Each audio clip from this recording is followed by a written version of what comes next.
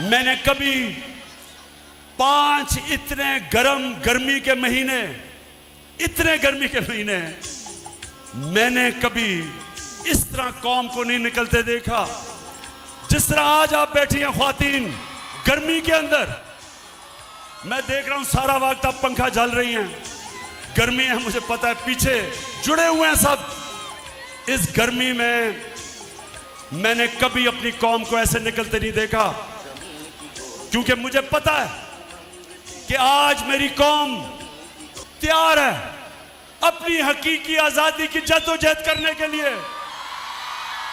रंग से उमंग से भरी रहे, खुदा करे, खुदा करे, खुदा करे, खुदा करे, खुदा करे सदा हरी भरी रहे। ज़मीं की गोद रंग से उमंग से भरी रहे, ज़मीं की गोद रंग से उमंग से भरी रहे। तो आज मैं सारे जितने भी पाकिस्तान में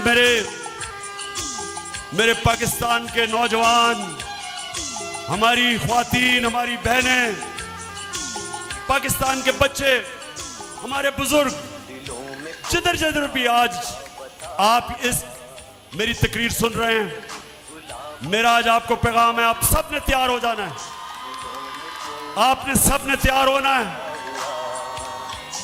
मैं आपको कॉल दूंगा, ज्यादा नोटिस नहीं दूंगा, कॉल तब दूंगा जब जो मेरे मुखालिफ हैं, जब वो समझेंगे कि इमरान खान पीछे हट गया, मैं तब कॉल दूंगा।